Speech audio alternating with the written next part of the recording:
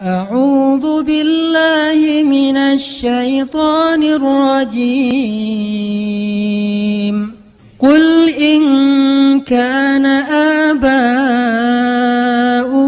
وأبناؤكم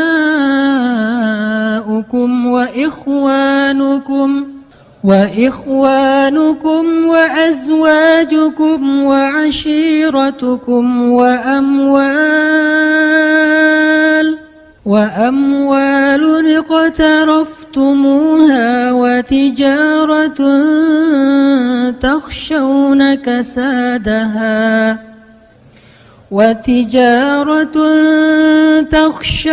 كسادها ومساكن ترضونها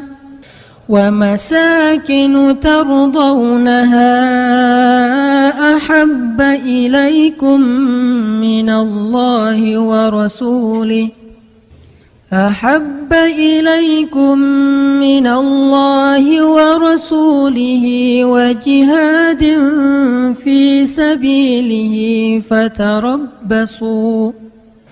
فتربصوا حتى يأتي الله بأمره والله لا يهدي القوم الفاسقين.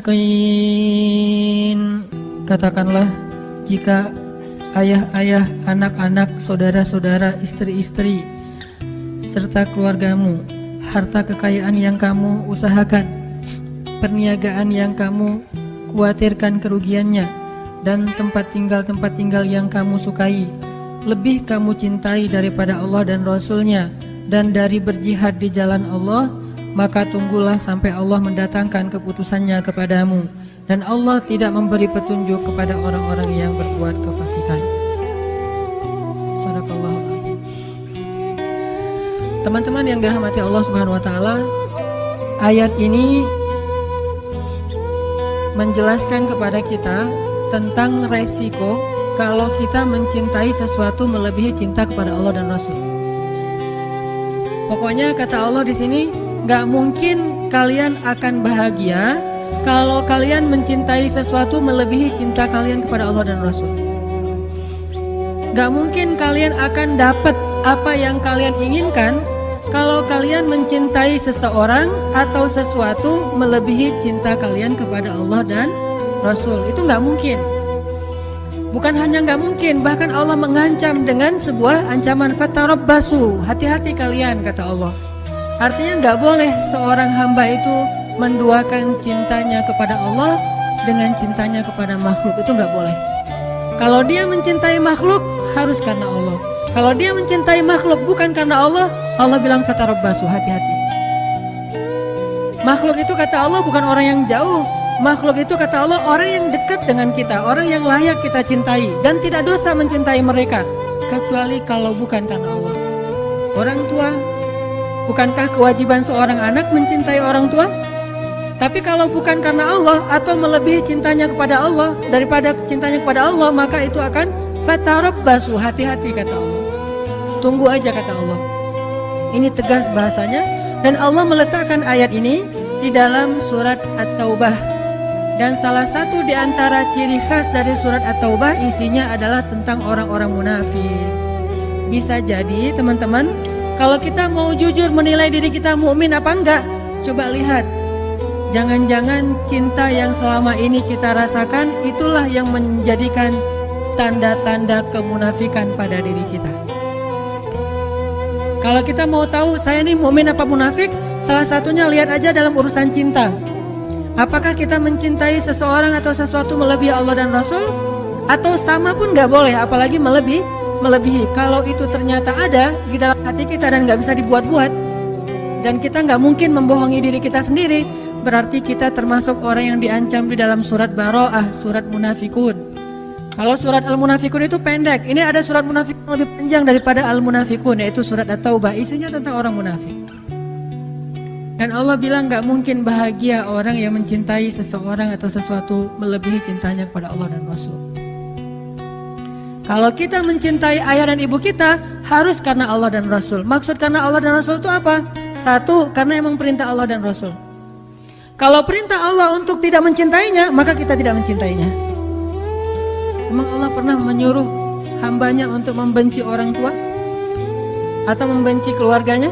Membenci pasangannya? Membenci anaknya? Pernah di dalam perang Badar. Perang Badar itu bisa dibilang perang saudara yang sebenarnya. Seorang ayah berperang dengan anaknya. Ayahnya di pasukan kaum musyrikin, anaknya di pasukan kaum muslimin. Pamannya di pasukan kaum musyrikin, ponakannya di kaum muslimin. Saudara kakaknya di kaum musyrikin, adiknya di kaum muslimin, dan itu banyak. Salah satu yang terkenal adalah Abdullah bin Suhail. Ayahnya di barisan orang-orang Abu Jahal, anaknya di barisan Rasulullah SAW. Sehingga banyak yang terjadi adalah seorang ayah membunuh anaknya atau anaknya membunuh ayahnya. Dalam kondisi seperti itu Allah menyuruh membuang rasa cinta kepada keluarga, karena cinta kepada Allah lebih berharga daripada cinta kepada siapapun. Siapa mereka yang memusuhi kaum muslimin, yang menzolimi kaum muslimin, yang memfitnah kaum muslimin, yang memerangi kaum muslimin?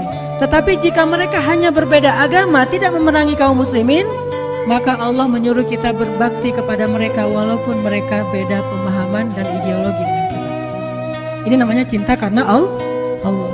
Jangan mentang-mentang orang tua kita sama muslim sih, cuma mungkin beda pemahaman agama. Yang satu agamanya setelah belajar di taklim, yang satu lagi dulu belajarnya dan lebih banyak campuran budaya. Terus akhirnya kita jadi nggak mencintai lagi orang tua kita, banyak menghujat, banyak mendebat. Itu bukan karena Allah, walaupun alasannya agama, tapi itu bukan karena Allah.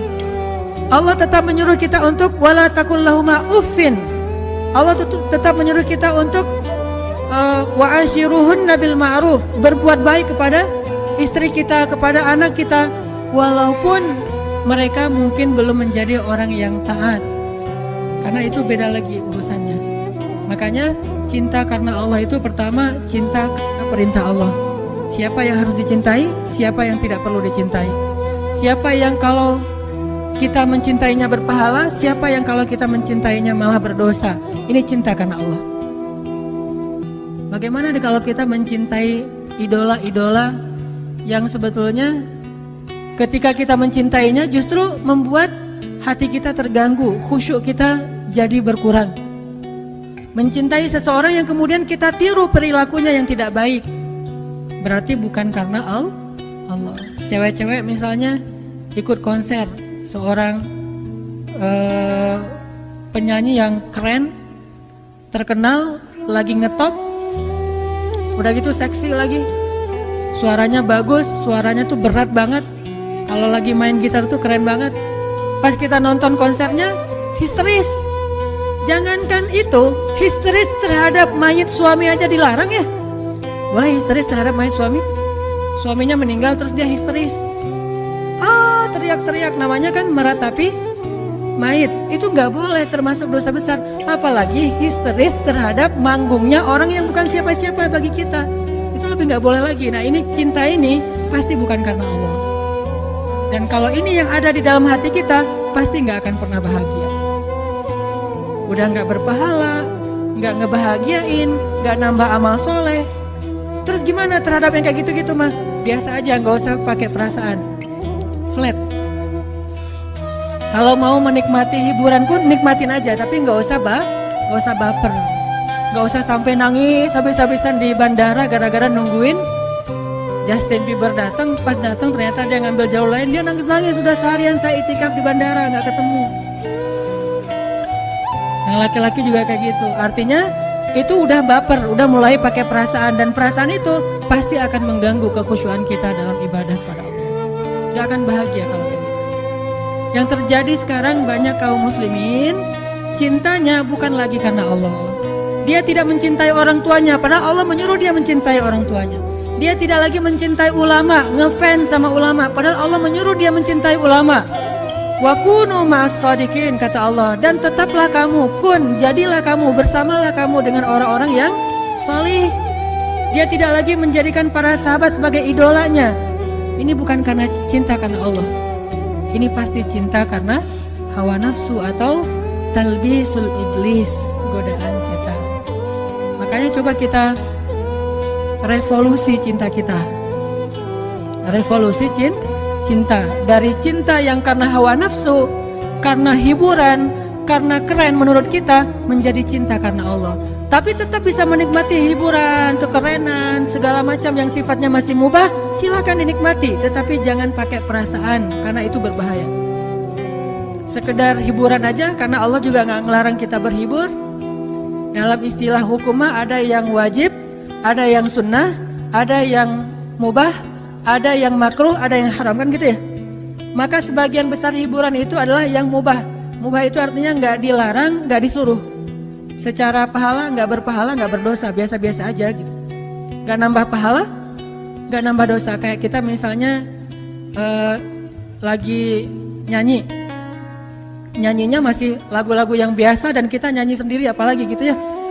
Nyanyi sendiri atau dengar musik sesuatu yang masih wajar, bukan musik-musik yang dilarang. Ini nggak nambah pahala, nggak nambah dosa. Atau jalan-jalan nambah pahala? Kalau jalan-jalannya murni karena pengen menikmati hari libur, pengen menikmati alam, pengen senang-senang dengan keluarga, teman, ini nggak nambah pahala, nggak nambah dosa, namanya mubah. Maka tidak masalah kita tetap menikmati hiburan, tetapi jangan libatkan perasaan cinta, karena hati itu adalah wadah yang kosong dan dia hanya bisa diisi dengan satu hal. Kalau sudah penuh dengan satu hal, nggak akan bisa diisi lagi dengan hal yang lain. Kalau sudah penuh dengan cinta yang bukan karena Allah, maka keluarlah cinta karena Allah.